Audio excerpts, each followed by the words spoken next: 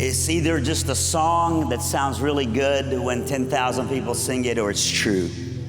And it's not true because we sing it because it is true, that Jesus Christ is the cornerstone. He is the foundation and the beginning and the end of everything that we build. And so we want to build our life on Christ as the cornerstone. We want to build our marriages.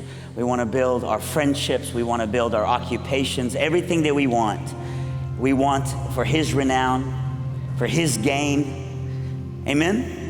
And so it's good to be able to sing that. We changed the second song that we were going to sing this morning at about 5 a.m. Last night we had the privilege of getting to have dinner with our two distinguished guests. And while we were having dinner, I asked our guests, I said, is there a hymn? These are two devout Christian brothers. And so I said, is there a song or a hymn that maybe you grew up singing that really meant a lot to you? And right away, it was interesting. Dr. George said, I love the song Softly and Tenderly. I love that song. He said, even though I'm a devout Catholic, I remember going to, just a church that was, a church that sang hymns, and a church that just would always sing that truth about God. And we thought we'd add it today, not just in His honor, but because it's such a true song. That song, Softly and Tenderly, in one sense is very missional. It echoes Revelation 3:20, where it says, "Behold, I stand at the door and I knock." And it's so true that Jesus, the ultimate gentleman, begins the conversation by knocking at the door of your heart, the conviction of His Spirit. And then we answer and we say, I'm in. Come on in and come take over my life. Be the landlord of everything that I am. And so in one sense, there's a reason that people like Billy Graham and D.L. Moody use this song as an invitation song, because it's missional, but it's also memorial in the sense that in 1968, for example, when this country was mourning and in lament because Martin Luther King had been assassinated, this was the last song that they played at his memorial service, at his funeral service, to remind everyone that it was a temporary goodbye for the people of God, that Martin might not be here, but that he'll be in heaven. And so He's softly and tenderly calling us not just to be saved, but to be sustained, amen? And that in this moment we sing that same truth, that death loses its sting in evangelism, but then death also loses its sting because one of us will one day die. And in that moment, we'll finally get to be home. Amen? So let's just come to the Lord and prepare our hearts for it. And so, Lord, we sing this truth. We preach it to one another. We preach it to ourselves. We thank You for the home that we find. So much more than brick and mortar. So much more than a place, but a person. That heaven is where You are, God. And so thank You for calling us home. Thank You, Lord, that many of us have different stories to tell of when You knocked on the heart and we answered that call. Best thing we ever did. And so even as we sing this moment, we look back at the hour we first believed. Let us not lose focus of what You've done in our life.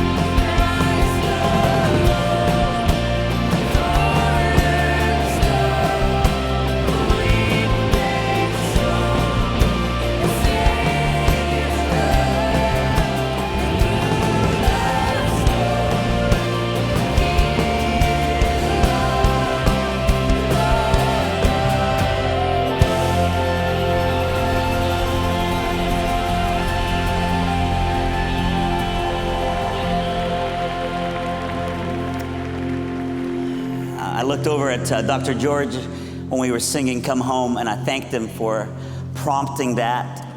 The worship leader that you are, sir, I'm just telling you, there's someone in this room this morning that needed to hear, maybe someone watching from live stream that needed to come home. Maybe even someone who's saved but has just been prodigal, maybe just full of shame because of decisions that have been made.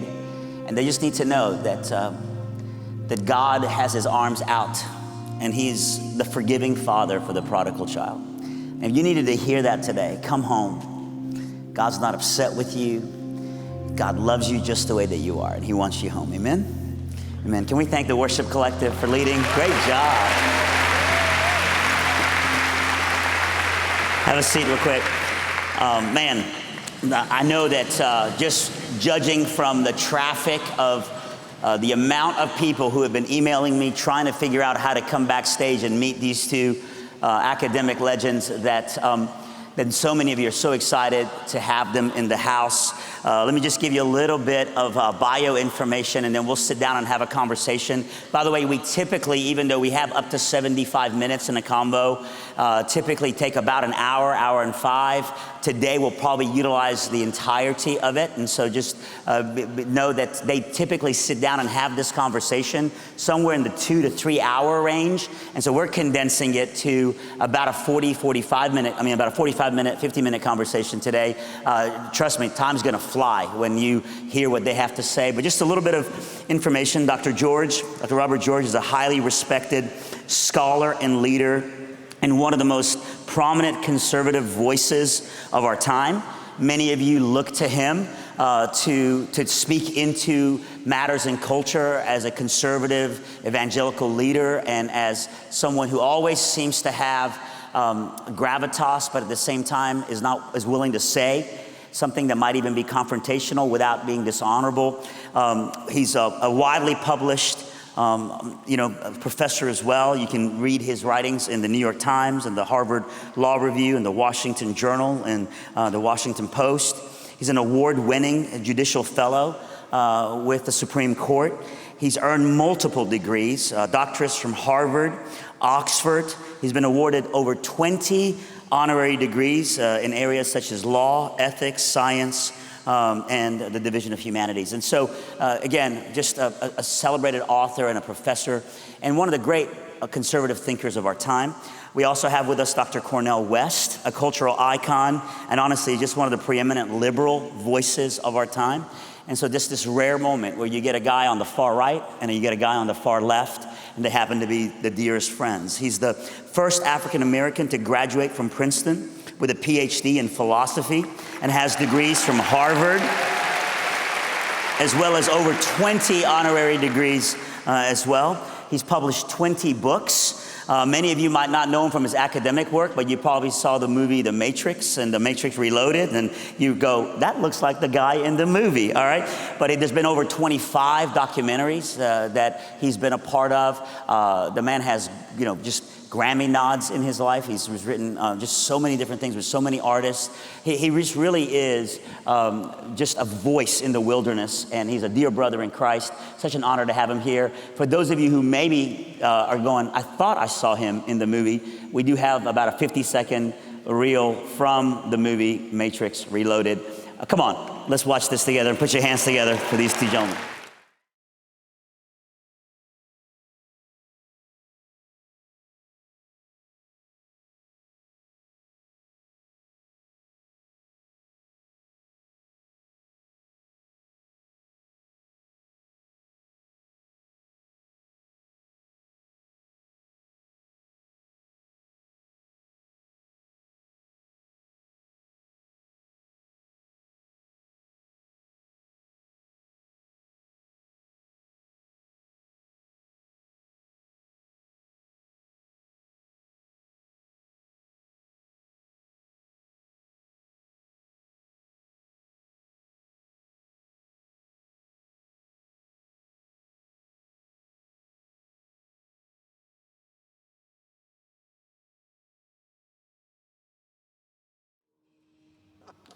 Come on, put your hands together for these distinguished guests. Such an honor to have you here.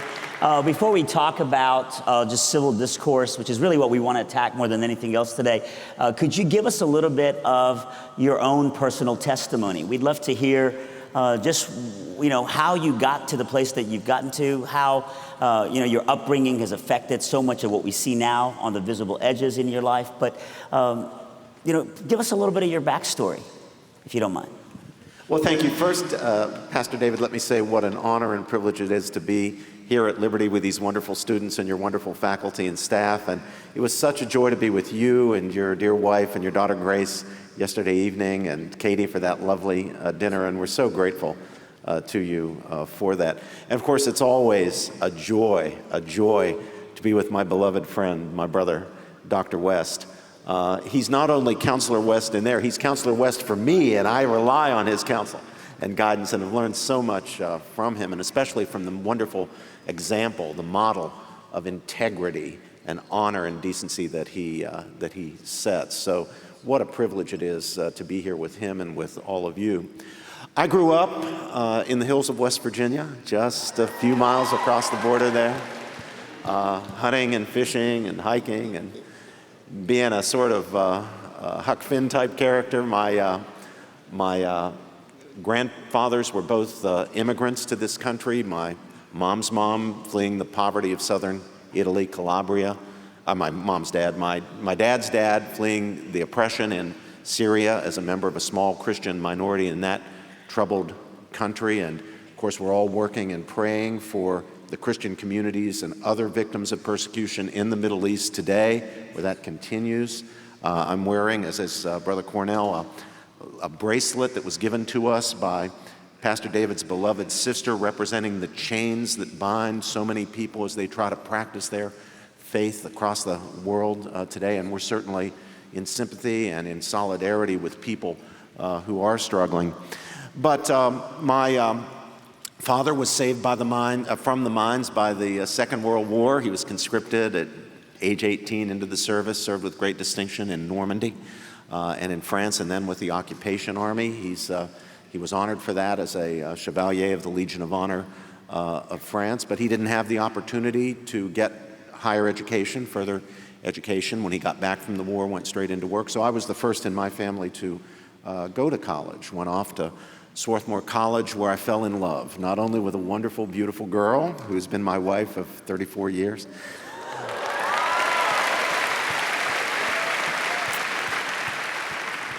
but also I fell in love with ideas and with the pursuit of knowledge, with the pursuit of truth.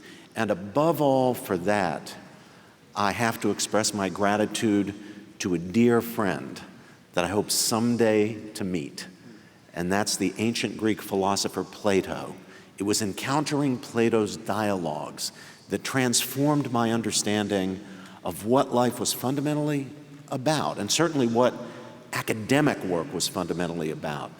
I learned something profound that I hope all of you will learn if you have not learned already. And that is, as much as we value for instrumental purposes the pursuit of knowledge, the pursuit of truth, as much as we hope out of our educations to get good jobs and make some money and acquire social standing, all of which are good things. There's nothing wrong with those things, but they're not what's fundamental, and they must never be put in the place of what's fundamental. What I learned from Plato is that above all, knowledge, truth is valuable just for its own sake. Its intrinsic value is what matters. So don't allow your educations to be totally instrumentalized. Keep your eyes focused on truth and the pursuit of truth for its inherent enrichment, for its intrinsic value. And of course, we as Christians believe that the truth is not merely a set of propositions about the way the universe works or the way a cell operates or what caused the First World War or anything like that. Those are important things, those are worth knowing, those are valuable truths, but we believe that the truth is not just a set of propositions, but above all, the truth is a person, the person of Jesus Christ, the second person of the Blessed Trinity, our Redeemer. Dr. George, before we go to Dr. West and his personal story, I'm just curious. I think when people look at you, you look like someone they'd cast in a movie as a professor at an Ivy League school like Princeton. And you look like you would be maybe like a child of privilege or a bit of a silver, spoon character, but you're the first from West Virginia in your family to go to college. I'm just curious, how many of you're the first person in your immediate family to go to, will you stand up just really quickly? I think there's a instant personal connection with that. Wow, it's amazing. Yeah. Isn't it? So many of you. Yeah. Aim high. You might get there one day, all right? It's as good as it gets. Brother West. Well, first I want to say I'm just so deeply blessed to be here. It's been such a warm welcome for both of us here. And I want to thank you for that. Even at the airport with Brother Kevin and Brother Swede and this brother right here, he is a special visionary leader, Brother David Nasser. Oh, yes, very much so. And his beloved wife, Jennifer, and daughter, Grace, and Sister Katie, we had a time last night in the life of the mind and the life of the Lord. Honestly, I got to tell you, they say things and presume you know what they're talking about because it's at a whole other level. So I kept going to the bathroom and asking Siri, like, words that are really long. Y'all would just say things, and I was like, sure. And they're like, I'll be right back. And I was like, Siri, what did Freud say in his 4th book in the 4th chapter? Then I'd come back out, and it was exhausting, amazing, but. No, in all seriousness, I am who I am because somebody loved me and somebody cared for me. That I am a product of the West family. Ooh, I wish you all could have met my father before he passed, and my mother's still going. Irene B. West is the elementary school named after her in Sacramento, California, where I grew up. And my family was inextricably tied to Shiloh Baptist Church. It's on the chocolate side of Sacramento, but we worship in the same God. And that same Jesus, very much so, trying to see Jesus more clearly, follow Jesus more nearly, love Jesus more dearly. That's what has gone into the shaping of who and what I am. No, I'm just being very honest about it. And that I'm a cracked vessel, I've always been a cracked vessel, but always recognize I've got a joy that the world didn't give me and the world can't take away. No, it's true. I've got a love that can't be defeated. I've got a courage that can't be crushed. And it has everything to do with what the great favorite philosopher of my dear brother Robbie, and anytime Robbie and I get together, we don't only just have a good time, we revel in each other's humanity. That love can never reducible to politics. Made in the image of God, made in the likeness of God, deep friends beyond friendship, not reducible to agreement on public policy. I think he's wrong on a number of issues. He thinks I'm wrong on a number of issues. We work it out. But we revel in each other's humanity, and we meet each other at the foot of the cross. And that blood at that cross. You got to go back to your story, though. I know you don't like to talk about yourself, but I heard last night, honestly, from you, your father drove you to Harvard, and you went to Harvard in 3 years. I was running out of money. I wouldn't recommend that to anybody. You stay 4 years, study, love hard, work hard, play hard, learn how to grow and mature, or most importantly, as I tell my students, learn how to die in order to learn how to live. Christians must die daily.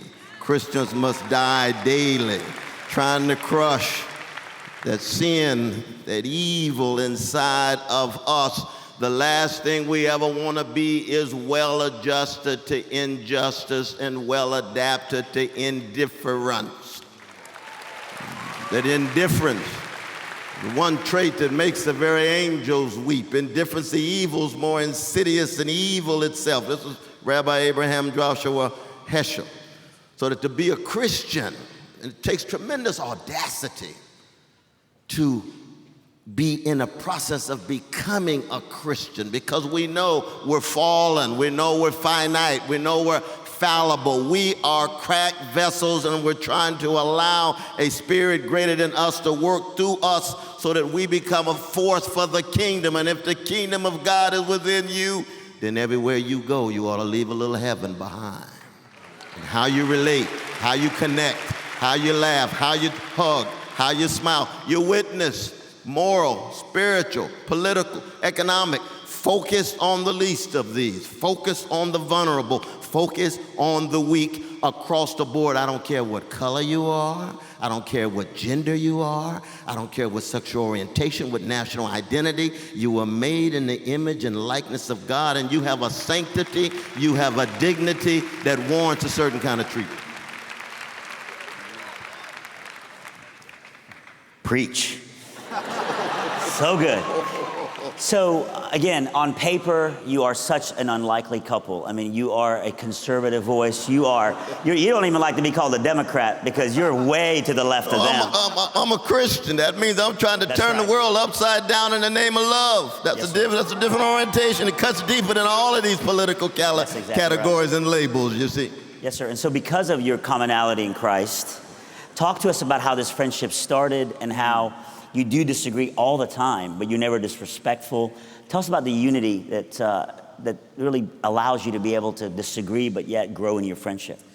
In the 1990s, we were both teaching at Princeton University. I'm still there, but Brother Cornel has abandoned me to go up to Harvard.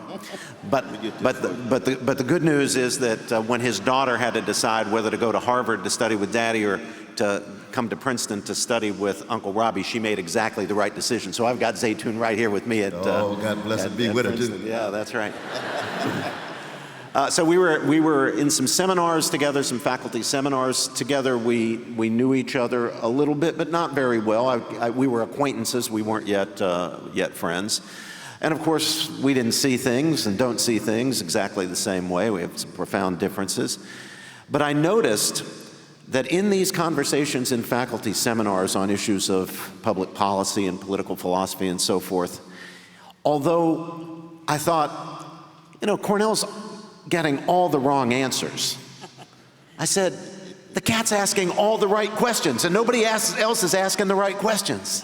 So I began to admire him even then. I understood the depth of his insight and understanding, because 3/4 of the battle is asking the right questions. So often we fail because we're asking the wrong questions.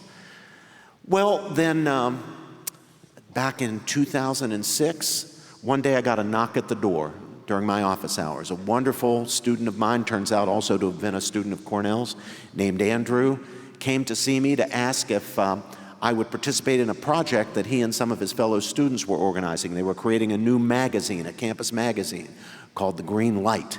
And in the magazine, in each issue, it was going to feature an interview of one professor by another professor.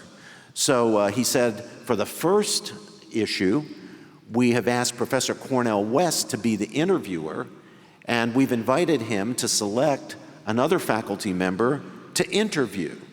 And he said that he'd like to interview you. Would you be willing to be interviewed for the inaugural issue of our magazine by Professor West? And I said, well, Andrew, now Andrew was a religion major, brilliant religion major at Princeton. I said, well, Andrew, let me make sure I've understood what you're saying here. You're telling me that you asked Professor West to do an interview with any other member of the faculty, and he selected me to be the interview subject? And Andrew said, yes, that's right. And I said, well, I want you to send a message back to Professor West. I want you to tell Professor West that Professor George says, but it is I who should be seeking baptism from you. To which Andrew responded, huh? I said, you just tell him that and he'll understand. He said, okay, but will you do it? And I said, I'd be absolutely honored and delighted to do it. So Cornel came to my office on the appointed day. We were supposed to talk for an hour. We talked for 4 hours. The recording machine ran out, but we just kept going on. In those days, we had recording machines. You young people don't know what they are. You do this on your cell phones, and they never run out until the battery runs out. But this is an old-fashioned cassette tape player, and the tape ran out, but we just kept going because once we were in it, we couldn't stop, and we've never stopped since that day in 2006. So even when I looked at my watch and saw that it was 6 o'clock and time to go home, I said, well, Brother Cornel, this has been wonderful. You know, it's just so good to get to know you better, and this has been such a rich conversation. We need to get to know each other better. Let's get together, let's have lunch, let's talk some more. And he said, oh, Brother Robbie, that would be a wonderful thing to do. And I said, well, why don't you walk me down to my car? I'm just parked down in the parking lot down here. So then we walked down to the car where I stood for another half hour, 45 minutes with my hand on the latch as we continued to go back and forth with each other. And then just in that same week, a few days later, we got a letter from our dean of the college saying that she was needing more senior members of the faculty to teach freshman seminars. And so the light bulb went off over my head, and I said to myself, well, wouldn't it be wonderful if Brother Cornel and I could just continue that conversation, perhaps have some readings with a group of students, freshmen, and just kind of keep the conversation going. So I got in touch with Cornel and asked if he'd be interested in doing that, and he said he'd absolutely love to do that. So we started teaching a freshman seminar together. We read Sophocles' Antigone and Plato's Gorgias, which had been so important to me in my own intellectual and spiritual odyssey. We read St. Augustine's Confessions. Oh, yeah. We went all the way up through into the 19th century, read Marx, we read Hayek, and into the 20th century, read John Dewey, C.S. Lewis, and so forth. And it was a fantastic experience. And then, so we just kept doing that, and we kept teaching, not always for freshmen, but sometimes for upperclassmen, kept teaching until Brother Cornel abandoned me and went to Harvard. And even then, on one occasion, he's come back to Princeton, and we've continued to teach together. And I came to Harvard. Yeah, so it's been a blessed relationship. And I'll tell you, I've learned so much, not only substantively in engaging these wonderful, profound texts with Brother Cornel, so much substantively, but also about how to teach. Because this man is a master teacher as well, engaging with students, bringing out the best in students, requiring students, by the way, to consider all sides of a question, never confusing education with indoctrination. Some people say the opposite of education is ignorance. No, the opposite of education is indoctrination. Education means considering the best to be said on all sides of questions, being willing to have whatever your views are challenged in a serious way so that you can get to the truth of the matter. The reason we need open minds and intellectual humility and robust dialogue and freedom of speech is not because there is no truth, but because those are the conditions of truth seeking. And people got to understand that today. That's exactly right. Very important point. Very important point. Because, I mean, Jesus Christ will take away your sin, but he doesn't take away your mind. That your mind is to be used in such a way that you recognize both your own limitations. We all have various forms of ignorance. We all have various forms of wrestling with sin. But at the same time, something is unleashed intellectually, spiritually, morally in relation to others with those you agree and disagree with, because when you learn and when you listen, when you have the kind of genuine humility, and that humility is rooted in great gratitude on the one hand and a sublime dependence on a God greater than you. And once you decide to live that kind of life, which is a way of life, it's just not a matter of consenting to propositions.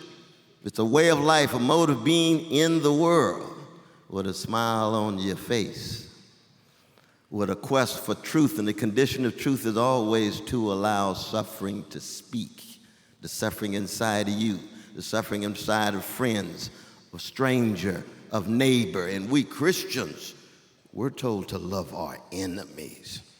And you don't try that one on your own. You need a whole lot of grace for that. A lot of grace for that. But that's part of the imperative and the obligation. And you're headed towards something so grand. You've coined the phrase intellectual humility, and I think your friendship exudes that. Could you expound a little bit more on that, and how even at any level you continue to be a student and learn from opposing thought and learn to be challenged? Sometimes it strengthens your own conviction. Sometimes it opens you up to new avenues that maybe you had obstructed. Speak into intellectual humility a little bit more. I mean, one is that, life itself is an adventure connected to a love and a justice on the one hand, a beauty and a quest for a genuine relation with a God who, out of kenosis, self-emptying, self-donating, self-giving, loved us so that we have access to a source. This is the source of our piety, the dependence here. And given that framework, it means, in the language of the great Samuel Beckett, that we try again, fail better. Try again, fail better. All of us fall short of the glory of God. All of us fall short of the standards that has been bequeathed to us. And yet we are fortified. We put on the whole armor, intellectually, morally, politically, socially, even as we again learn from each other in disagreement. You see, I try to look at the world through the lenses of the cross, and that cross is not simply the cross where Jesus' blood was shed, but it's also a site where there's unarmed truth, unconditional love, justice, what love looks like in public, tenderness, what love feels like in private. Tenderly, that song says. Softly and tenderly. Softly and tenderly. You see, Christians, we're tough. Jesus has lips of thunder and acts of lurid decision. He's turning over tables, running out the money changers in the temple. But Jesus is so sweet and tender and gentle and kind. That's what we also are to be connected to swing between the toughness and the tenderness. And we need a magnanimity of surrender. That's very different than simply a cold obedience. It's not a matter of just following a law. But that magnanimity of surrender allows you to become self-emptying, to give of yourself, self-giving, self-donating in this way. A willingness to acknowledge that something bigger than you can work through you as a force for good, given our cracked vessel status. That I was a gangster before I met Jesus, and now I'm a redeemed sinner with gangster proclivities. Pray for me. I got to conquer it every day. So when I call anybody a gangster, I'm looking inside of myself. I mean, I've got in trouble for calling the president a gangster. You know what I mean? Brother West, how can you call Donald Trump a... He's my brother. He's made in the image of God. He got gangster proclivities. He's got to work much harder, it seems to me. I got to work much harder. We're in it together. We loving each other and also keeping each other accountable, answerable. He can come back to me. Brother West, sounds like you a gangster too. Let's just work it out. But let's be honest. Let's be candid. Love is a matter of respect, protect, but also correct.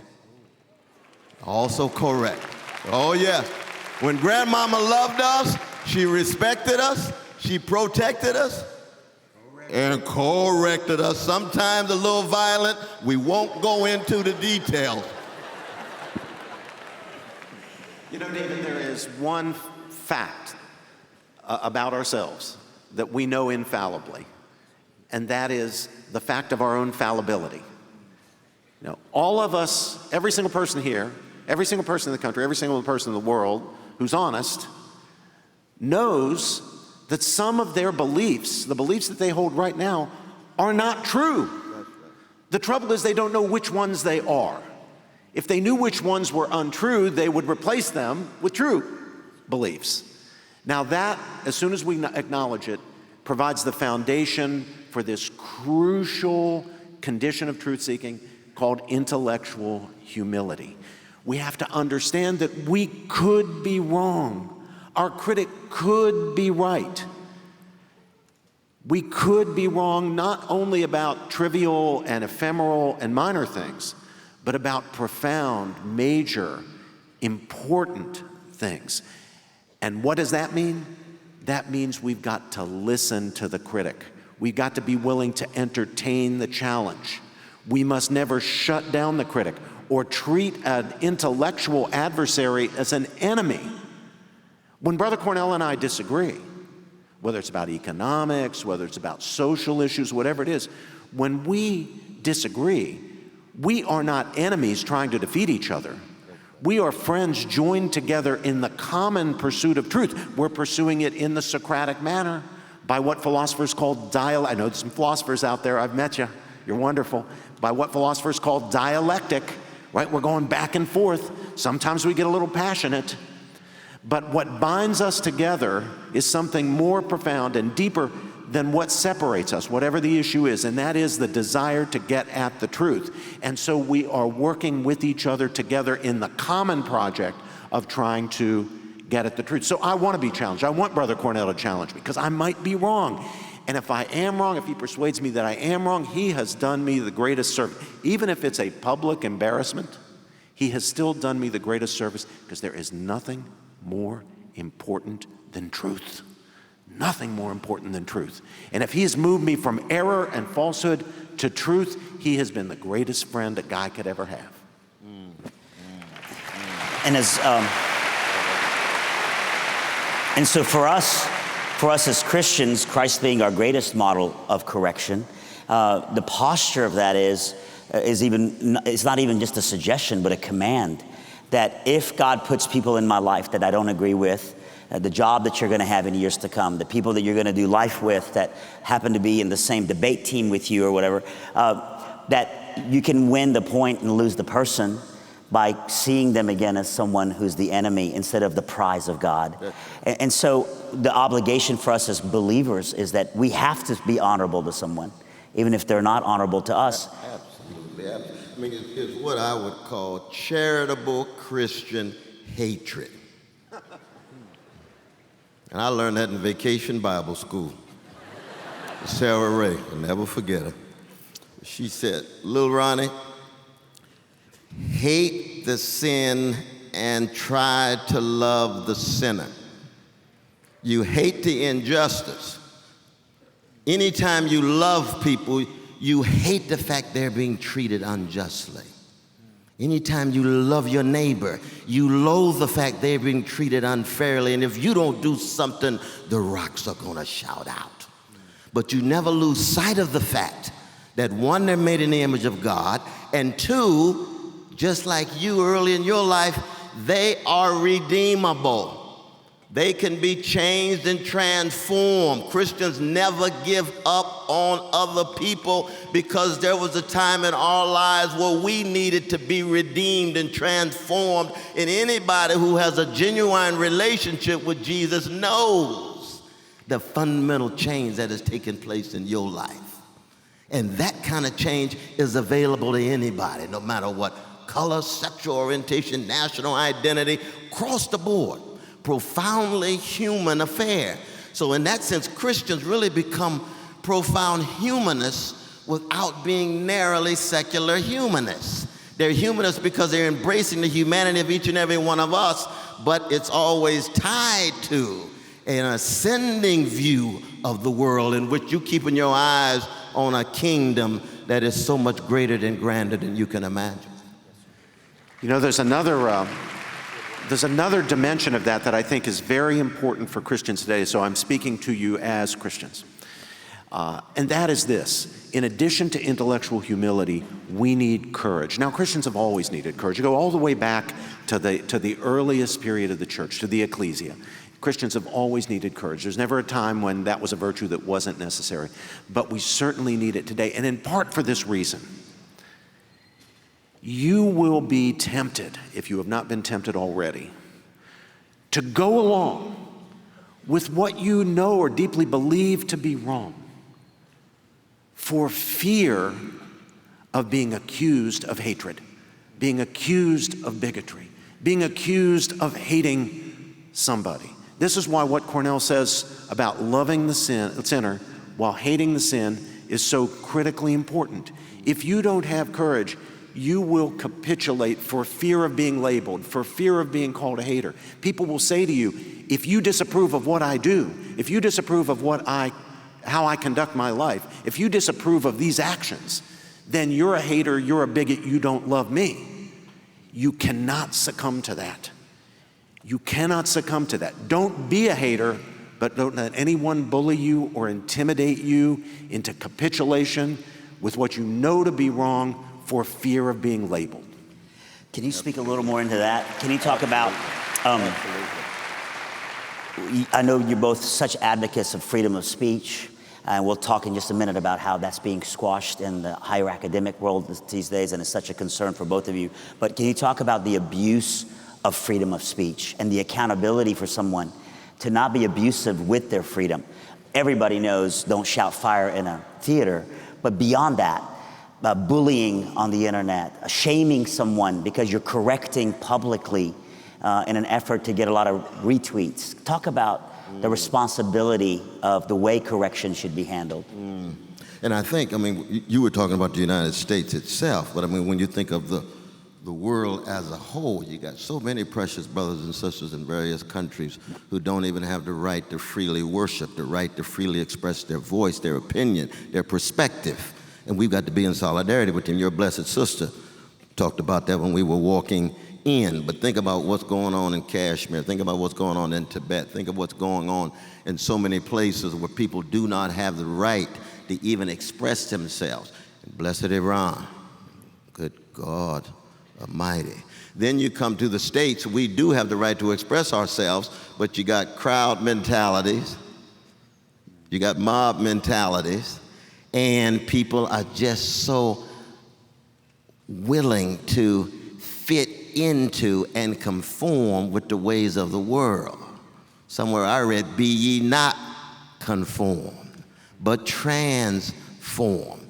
There's a fundamental difference between Christian greatness and worldly success. And never reduce Christian greatness to worldly success. So there be it issues of free speech, allowing voices to be heard. Now, I come from the black people. Our anthem is lift every voice. It doesn't say lift every echo. See what I mean? If you're just going to be an echo in an echo chamber, then go on and be conformist, complacent, and cowardly and get your worldly success and miss out on all that Christian greatness. You're missing out on the good stuff. You're missing out on the joy. You can have your ephemeral pleasure that you want. You're missing out on the deeper, enduring joys in that sense, you see. And you're missing out on the ability to have the kind of witness that allows the world to say its dominant ways hatred, envy, contempt, domination, indifference, callousness. Those are the dominant ways of the world. That's what it is to live in a sinful world. But here come those tied to love. That cross, the Roman Empire and all of its viciousness, crushing Jesus, thinking that somehow they've imposed a foreclosure on the love, but that blood and that love just keeps trickling and trickling and trickling, and people affected by that blood. And I'm talking about blood at the cross, not the Kool-Aid. We got a lot of churches that just providing Kool-Aid. They're not providing the deep blood. I'm talking about that transformative stuff that turns you upside down and makes you recognize that you can be a force in ways you could not conceive of. And that Kool-Aid just allows you to conform. You know, your prayer becomes, let's make a deal with God. Give me my next blessing. Please, God, move this mountain. No. God gives you the strength to climb the mountain. God gives you the strength to be over against. This is not a matter of a market religion and a commodified religion. This is a blood-centered, Christocentric religion in which you learn how to step out on nothing and land on something. That's called faith. That's called faith. And it's a beautiful thing, but it's dangerous, it's scary. Kierkegaard called it living dangerously. That's what it is to be in the world, but not of the world. To be tested and then have a what? A testimony. And oh, that testimony is something else. You all know what I'm talking about. You got testimonies yourself. You wouldn't be here. But all of us need to be pushed, deeply pushed, so that we don't in any way accommodate ourselves to empire. Don't accommodate ourselves to any form of ideology that loses sight of the humanity of people. So it's not anti-black, anti-white, anti-red, anti-brown. It's not anti-Jewish. It's not anti-Arab. It's not anti-Muslim. It's not anti-Mexican. It's not anti-Palestinian. It's not anti-indigenous peoples. It is the all made in the image of God. Jesus loved the little children, all the children of the world, red and yellow, black and white. They are precious in his sight. Ooh, that's revolutionary language. If you really love all of those children, we have a tremendous witness to bear. Well, David, free speech is absolutely critical, as I said, to the whole enterprise of truth-seeking. And I don't mean that simply in the formal context of academia. I mean truth-seeking as an existential project that is leading a life as a truth seeker, leading the examined life. Now, here's the problem. We human beings, frail, fallen, fallible creatures that we are, naturally tend to wrap our emotions more or less tightly around our beliefs, around our convictions. Now, that's not in itself bad. As a matter of fact, we need some emotion behind our convictions in order to get anything done. You know, to get up for work in the morning or for school, to get the kids fed and diapered or get the kids off to school, fight for a worthy cause. All that requires some emotional oomph. But here's the problem. If we wrap our emotions too tightly around our convictions, we fall into the ditch of dogmatism. And pretty soon into the chasm of sophistry. We care more about our opinions because we've fallen in love with them than we do about the truth. And then we perceive an opponent as an enemy, and then we abuse our free speech rights in order to bully and intimidate. That's a corruption of free speech. That's an abuse of free speech. And we must never permit ourselves to fall into that kind of behavior and then rationalize it, attempt to justify it in the name of free speech. Now, that's not to say that we shouldn't exercise our free speech or speak boldly, including speaking truth to power, including cultural power, including economic power, including political power, but we have to be careful because we are emotional as well as rational creatures. And Cornel and I are no different from anybody else. We fail, we fall, sometimes we go overboard. We get so passionate about our beliefs, we say things, including online, that we shouldn't say. You know, It's very easy when you're a strong believer, as I am, in the market economy. I think the market needs to be properly regulated, but I think markets have lifted millions and millions of people out of poverty. I don't want to go down the road to socialism. It's very easy for me to respond to a socialist argument or a social democratic argument by calling that guy a communist, or people who support that politician a communist, equating them with Stalin. And on the other side, it's easy to say, oh, well, if you support Donald Trump, you're a fascist. You support Donald Trump, you're a Nazi, or something like that. And again, that's the passion getting control of us. When we're doing it right, we're exercising our free speech by deploying the proper currency of intellectual, including political, intellectual discourse. And that currency consists of reasons, arguments, and evidence. Whether you're online, whether you're in the classroom, whether you're in the dorm, whether you're in the dining hall having a conversation, no matter how strongly you disagree, discipline yourself. We need to discipline ourselves to speak in that currency. Give reasons, give arguments, cite evidence.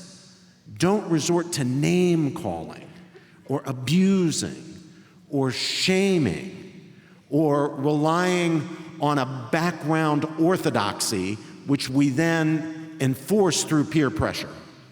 That's not helping anybody, including yourself. And I think just to tease out a little bit, and you tell me whether you agree or disagree, though, brother, is that, I mean, as Christians, our ultimate allegiance ought to be to Jesus.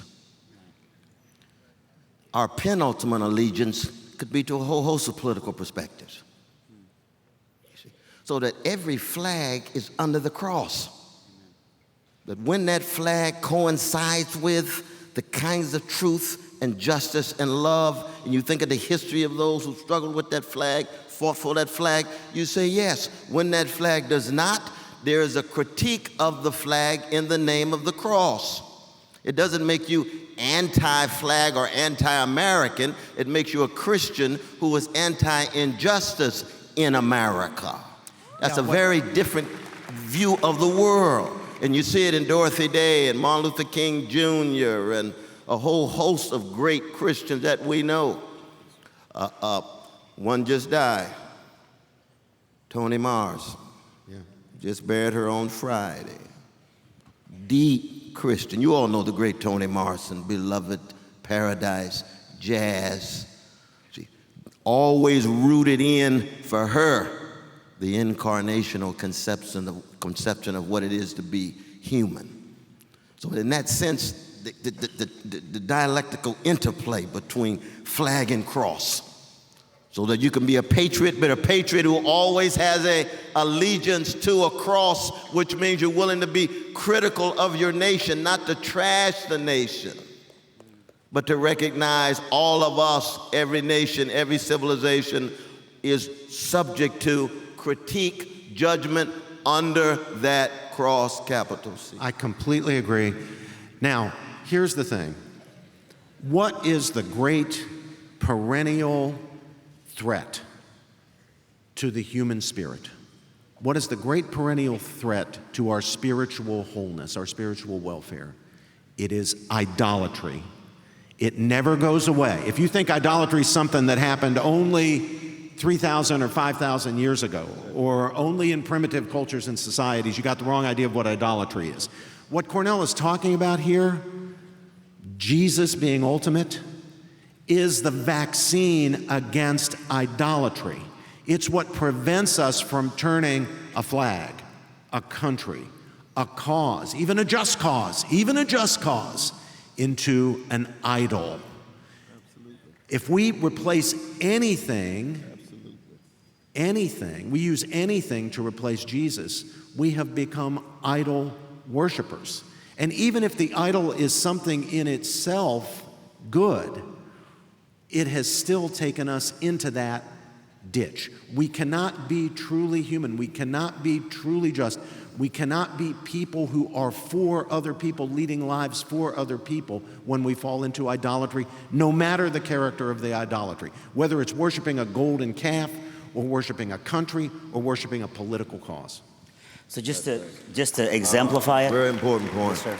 Very important. So just to exemplify it, capitalist, socialist, you minimize abuse of the freedom of your view when you begin to give the other person the benefit of the doubt, and you're thinking, you want what I want.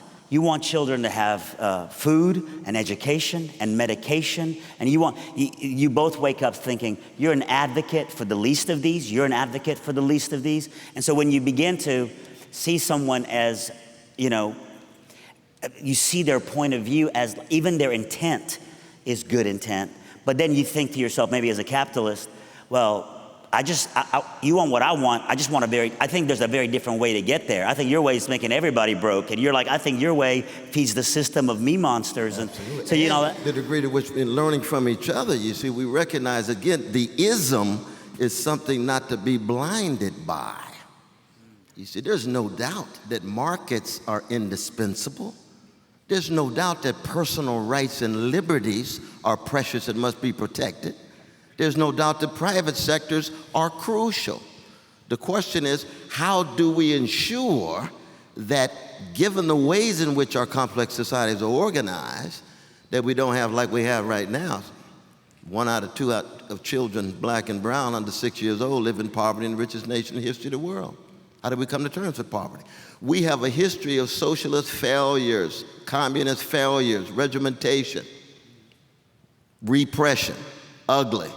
But there's a history of capitalist failures in which, for example, in America began as a capitalist society, predicated on indigenous people's land, genocidal attack, enslavement of Africans. If you can go to poor brothers and sisters in Appalachia, capitalism is not delivering. Go to the ghettos and hoods, capitalism is not delivering. So that Robbie would be the first one to say, I'm not in any way leaning towards socialism, but do I believe in public schools? Absolutely.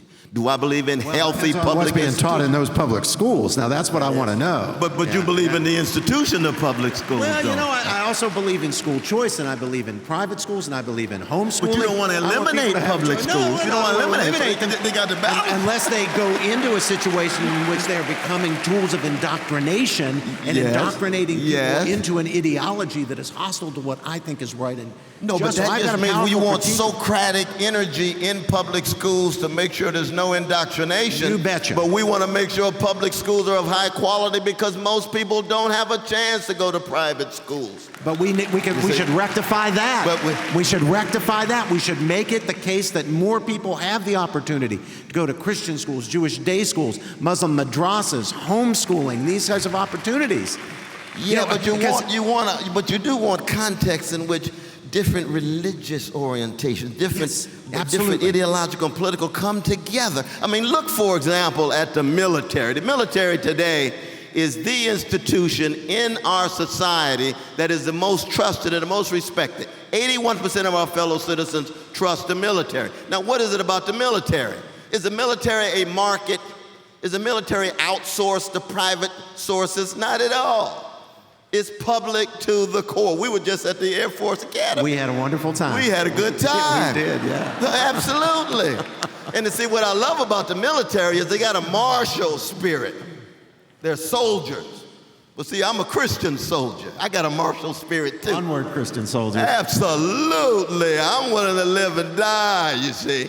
But when you have this more laid-back commercial orientation, I'm just interested in the money. I want status. I want position. I want to be the next peacock. Everybody can look at me and see how rich I am and how smart I am. I say, let the phones be smart. You got to be wise and loving and courageous. And most importantly, the last thing you need is just to be successful like some kind of peacock. Look around, look at me, look at me, look at my foliage. No, I come from a Christian tradition that says, by your fruits you shall know them. Not the foliage, the fruits that you bear. That's what Christian witness is all about, you see. You know, Brother Cornel, I got to say something to these fine because they people. can't fly. And to this institution. I want to take an opportunity to just congratulate Liberty University and its students and faculty on the way you have received So many people here representing such a spectrum of views. I was so proud of you when Bernie Sanders came to speak, and he was treated with respect, and he was engaged and taken seriously. And he loved it. I talked to him right after. I was praying for him. You all were wonderful. You all were wonderful. But I'll tell you, and you know, as I said online, you contrast that with the way conservative speakers have been treated at places like Middlebury and Evergreen State and Yale and so forth. That's true. So, you know, God bless you for that.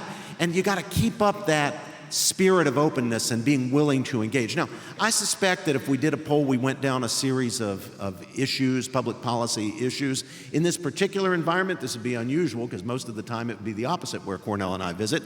Probably the majority of students would agree with me on most of the issues and not with Cornel.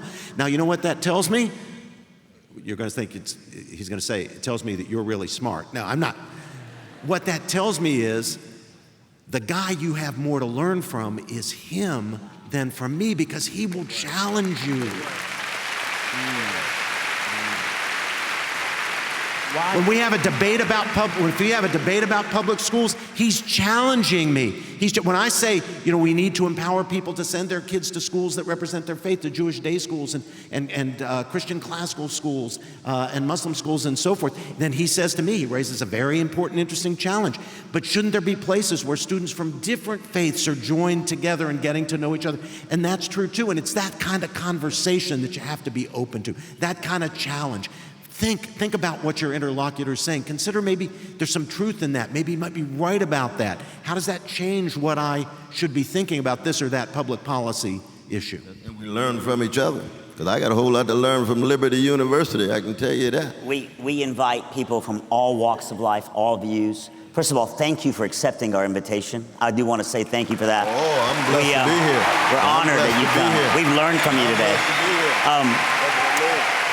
Please tell, we talked last night, I don't want to name them out loud, it wouldn't be fair or it wouldn't be polite, but please tell all your liberal friends they would be welcome here. We are willing to learn from their viewpoint. We want them, please tell them to come on. Beautiful, that's beautiful. We invite them all the time.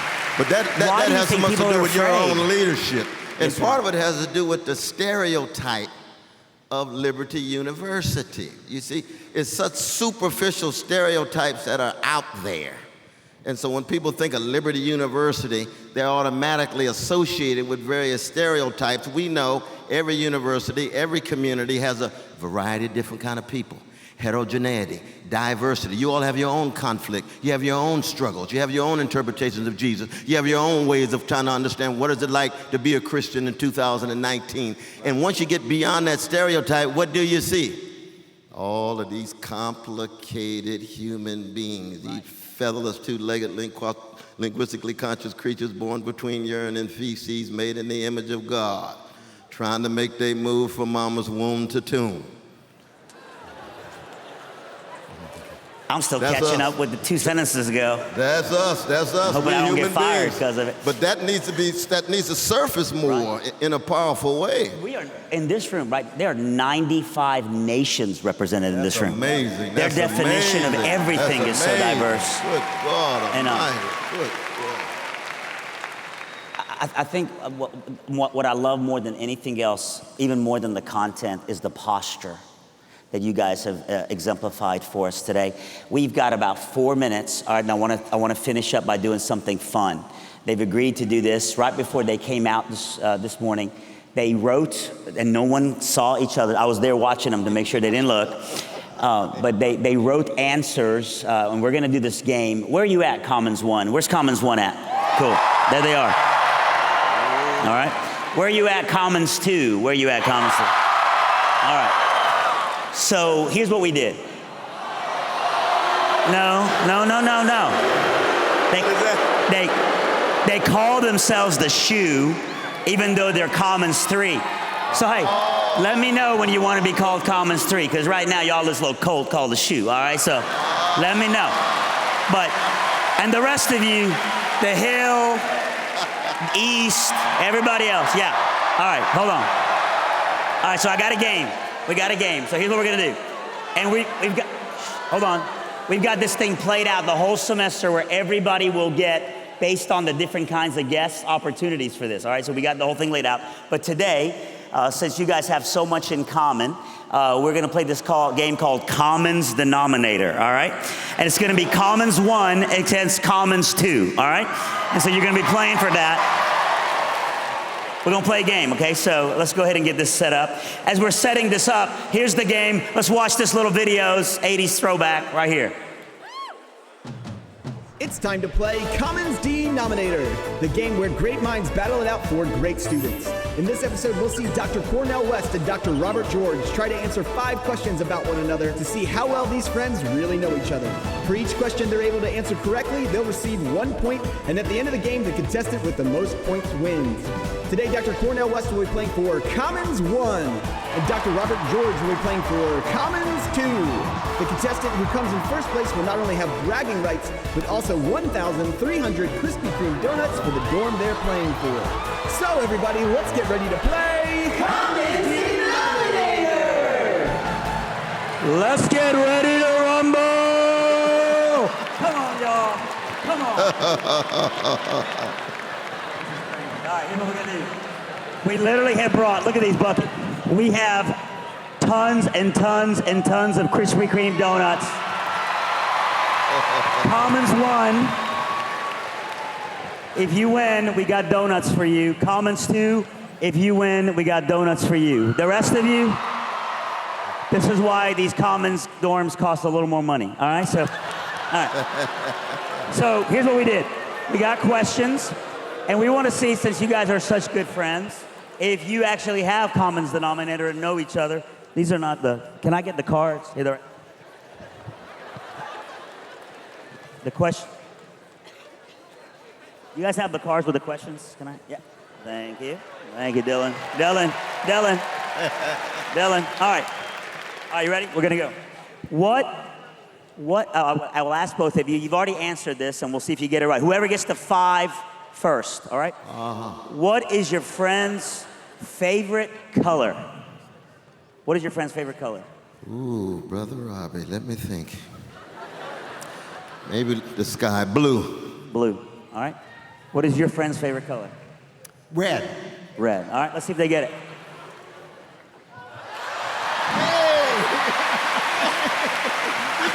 Really? All right. That's pretty good. Yeah, no, it surprises us. What is your friend's favorite author? Oh, the one and only, the inimitable Gilbert Keith Chesterton. Chesterton? That's a good Catholic answer right there. That's safe. What is your friend's favorite author? This kid? Yes, sir. Oh, Anton Chekhov. Anton Chekhov. Wonderful. All right, let's see what the answer is. Oh! Come on, y'all. Come on, y'all. Amazing. We hold it on. We hold it on. We hold it on.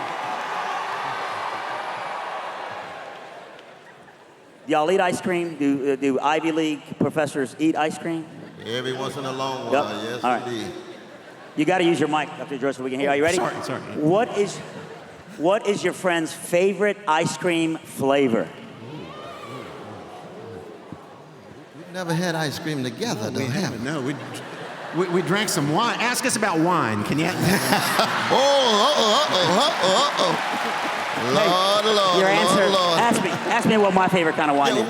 what's your favorite kind of? Unfermented. Oh, I like that. I like that. I like Hashtag that. Liberty Way. I like that.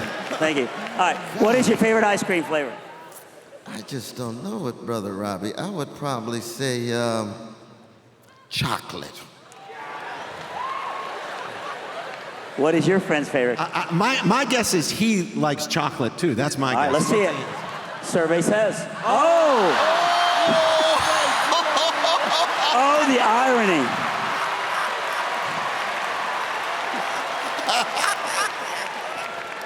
No. Put that back up. Put that back up, y'all. The irony. Sorry, the guys. irony right there. The irony.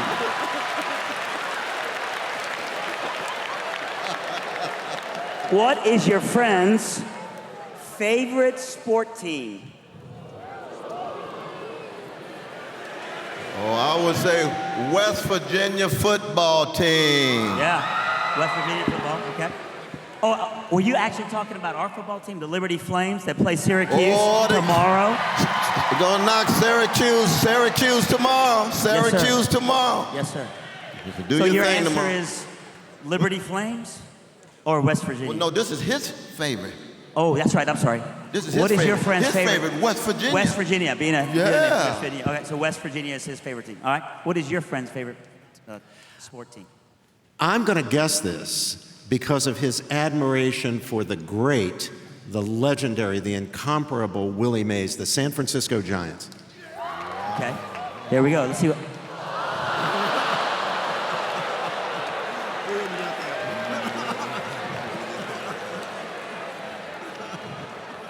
Nerds.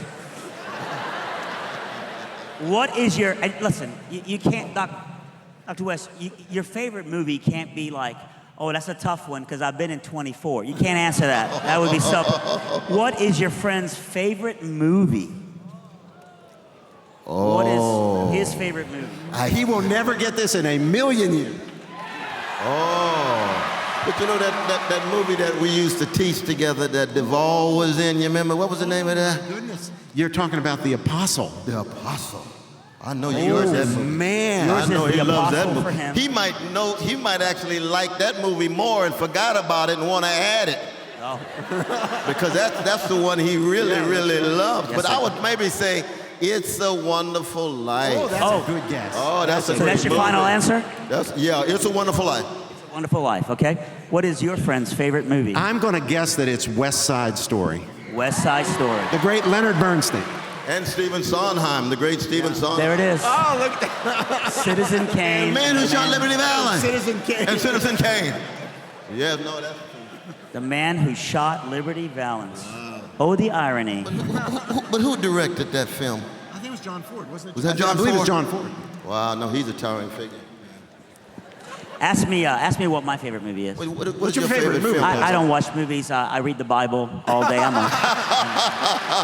honestly, in all of these, I'm so heavenly minded. I'm no earthly good. Honestly, David, I think you're saying, Dr. Falwell's not here. You're safe. You can tell the truth. That's true. My favorite. Yeah. My favorite movie. Chateau Lafitte, The Sound of Music. Oh no, but it's the greatest story ever told. Yes, sir. My favorite. I mean, my favorite movies. Obviously, my favorite movie is How Stella Got Her Groove Back. No. My favorite movie is Saving Private Ryan. That was by far my favorite movie. All right. Yeah. What? I know that. What? Last one. Who's ahead? What's the score? Last one before we get. You're ahead. Okay. All right, you can catch up. All right. Let's see. Y'all about to get donuts unless we catch up here. What is your friend's favorite band or musician? Ooh. Robbie is a great artist, banjo player, unbelievable He is a banjo musician. player. God, he does Bob Dylan so magnificently. Steve Martin. Steve Martin, yes. The comedian / banjo legend, Steve Martin. You kind of look like Steve Martin a little bit too, sir. That's awesome. Handsome guy. Yeah. What is your friend's favorite band or musician?